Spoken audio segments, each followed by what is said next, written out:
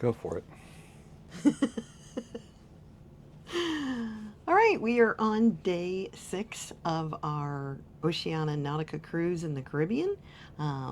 We wanted to come back and touch base and kind of talk about the things we noticed, what would make this a great ship for some people, maybe not so great for others. So let's get started.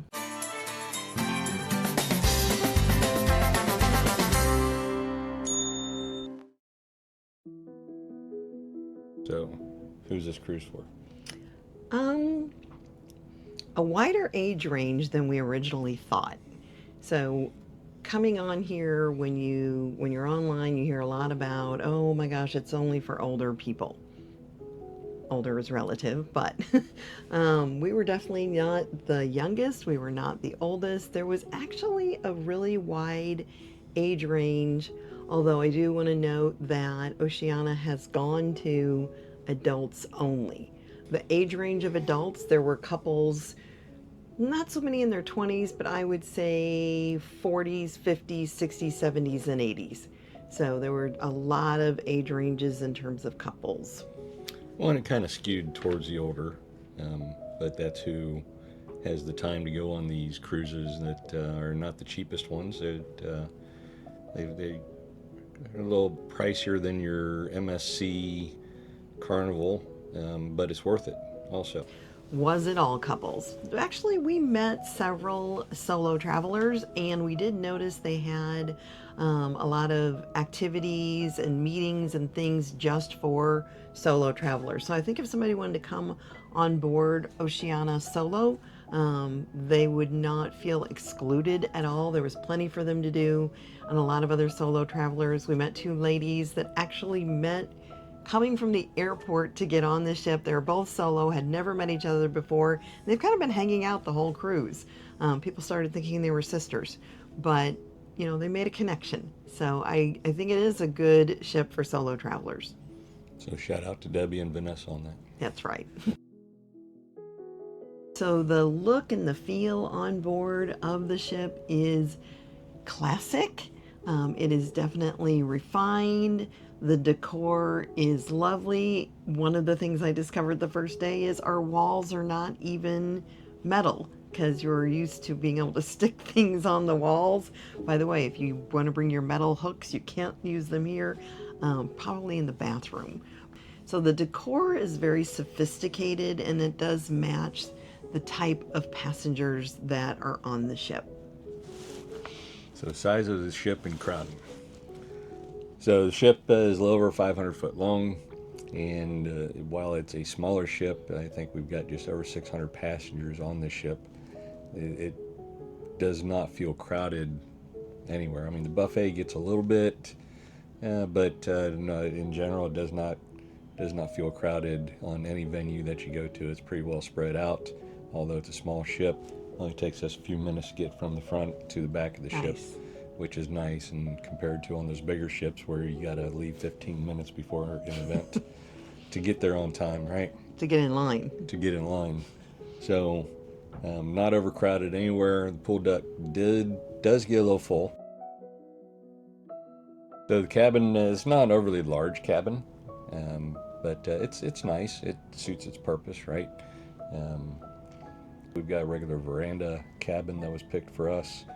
The bathrooms are infamous on this style ship, as in they're quite tiny, and the showers are tiny. The bathroom in general is just tiny.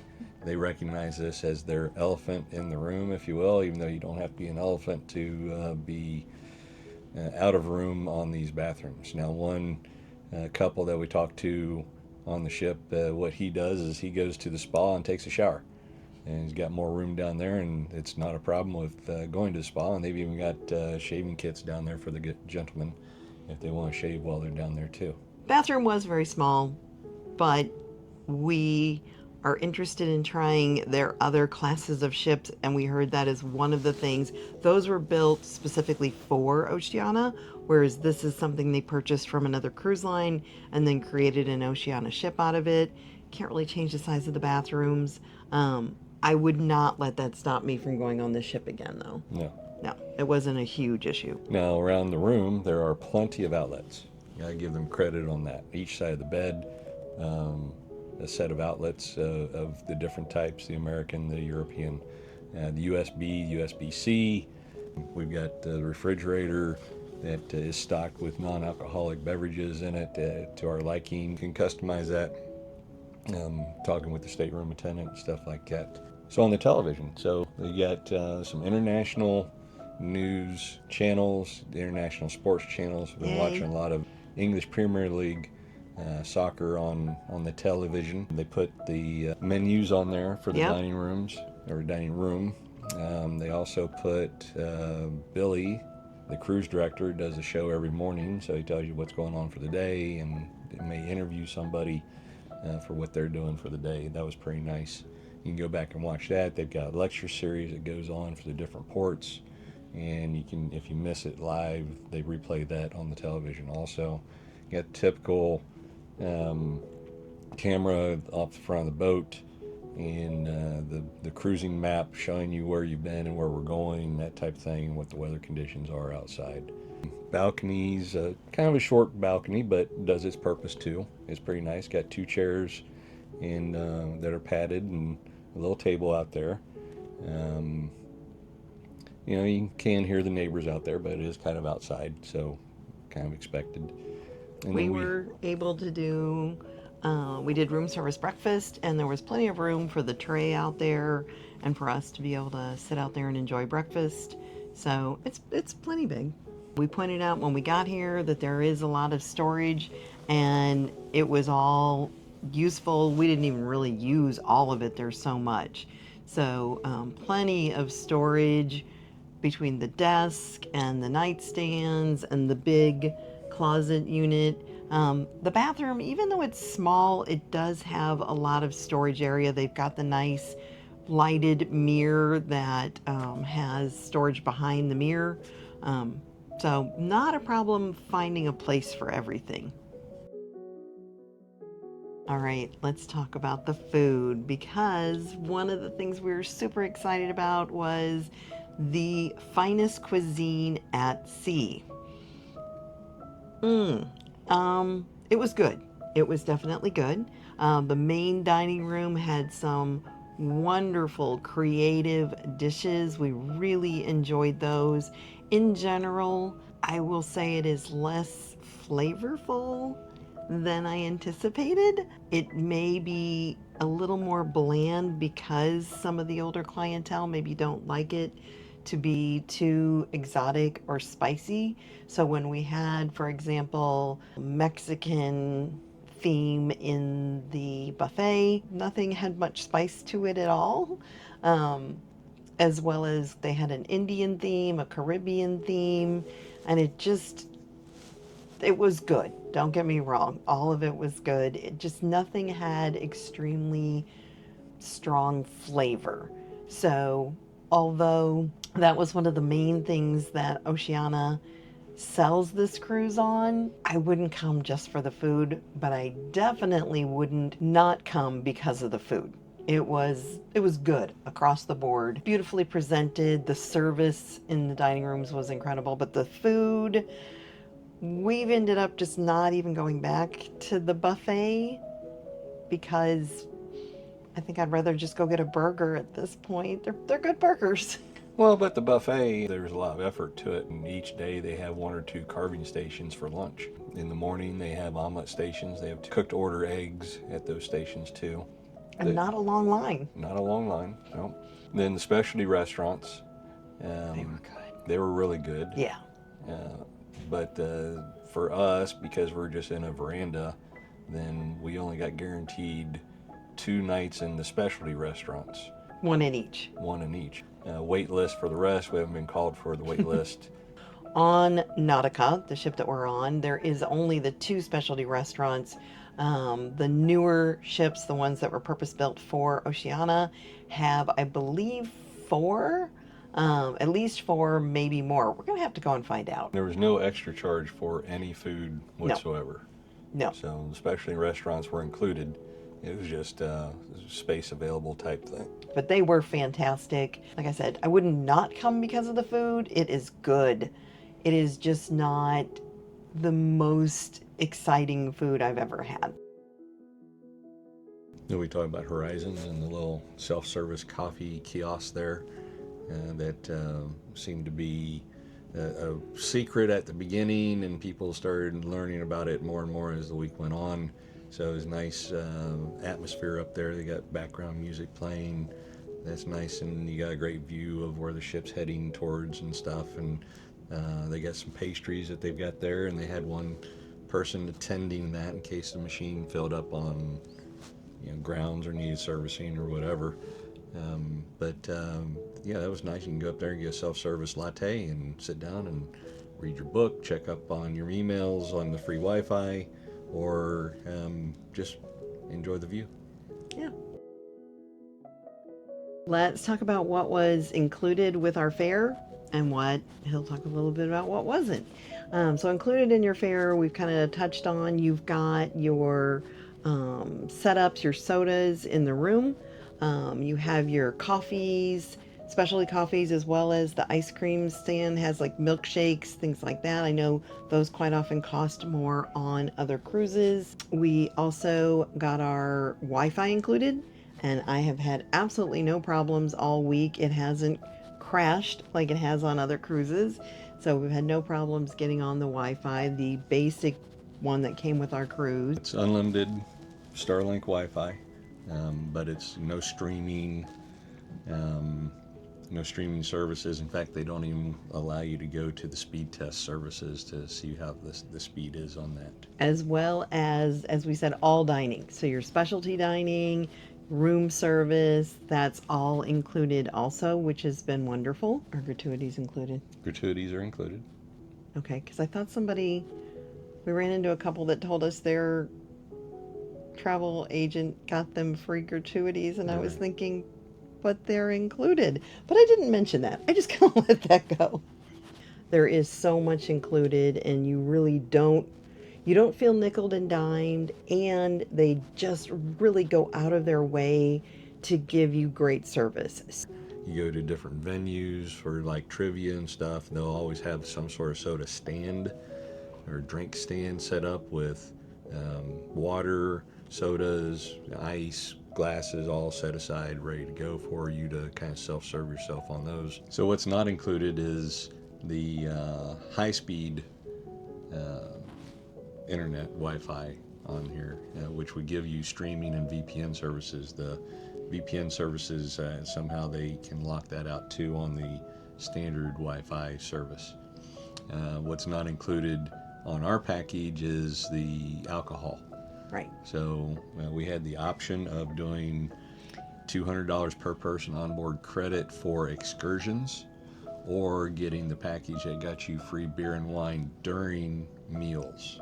We're allowed to bring on 6 bottles of wine or champagne or bubbly, along with 1 bottle of spirits, 1 liter of spirit. We brought a couple bottles of the bubbly to have while we're here, and our room steward has been gracious and great for setting us up with glasses and a bucket with ice and all that stuff. If you're love to stay out late and dance and party, this may not be your ship. They didn't roll up the sidewalks at like 9. They did start happy hour every night at 9:30. Well, it'd be about 9:30, depending on the night. Yeah, 9 or 9:30, and then it went for like an hour and a half. They have the casino, so if you are a casino person, it's not huge, but they did have blackjack, Texas Hold'em, the slots, things like that. The shows started around 9, and there would be 1 show every evening. So that would go until 10. Sometimes the level kind of dropped off at 10. A lot of people called it a night at that point in time. So if you really want to stay out late, this may not be your ship. But if you enjoy like some entertainment, and then maybe a drink at the bar, and then turning in around 11, 12, something like that. There is plenty to do. There is definitely activities all day long as well as into the evening. They've got live music. That is, I don't think we've seen a single DJ on here, have we? Nope. No. So we've had live music everywhere, all the different lounges throughout the entire ship the whole time. So the production shows they put on, they've got a group, I think it's 6 dancers. There's 4 singers out of that 6 dancers. One of the dancers, actually, we met his mom because his mother and his grandmother are on board the ship too. But the productions, man, it's they do really good with the productions that they've done because it's the same group, but they're doing different productions each night. There was a lot of 60s, 70s, 80s music that they sang and danced to. But for the space that they had, for the amount of staging they had, they did just a really wonderful job. We always walked away thoroughly entertained. So who would we advise this cruise would be good for?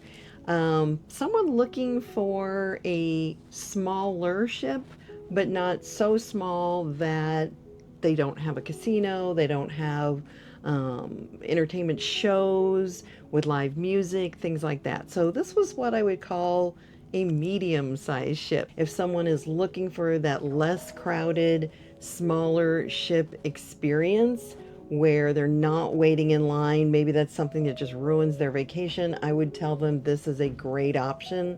If somebody's looking just for a quieter cruise, then this would be an excellent cruise for them. If you're into food or wine, it would be a good match also.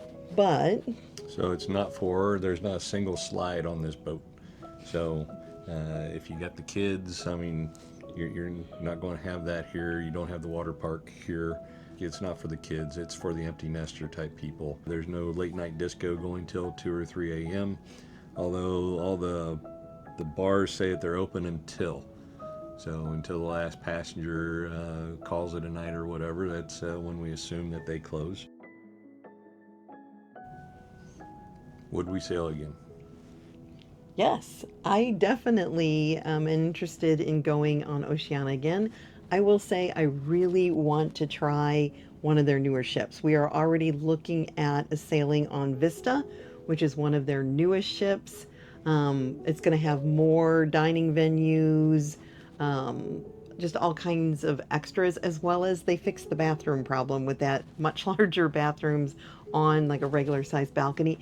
And they have no interior or ocean view cabins. So when they design those ships, it is all balcony and above into suites. So I am definitely interested in going on Oceania again. It has been a fantastic experience. What about you? We've enjoyed it. So yeah, I'd do it again. Where we have some shortfalls, if you will, like the bathroom type thing, far greater taken care of by the staff, the services that they do provide. So small things, but the bigger things take care of it, I think. Yeah. So no nickel and diming here. You pay basically one price to get on the boat, and besides your liquor and your excursions, then everything else is covered. So hard to beat that. Hard to beat that. And seem we got the good value for the dollar. All right, we have to go book a new one.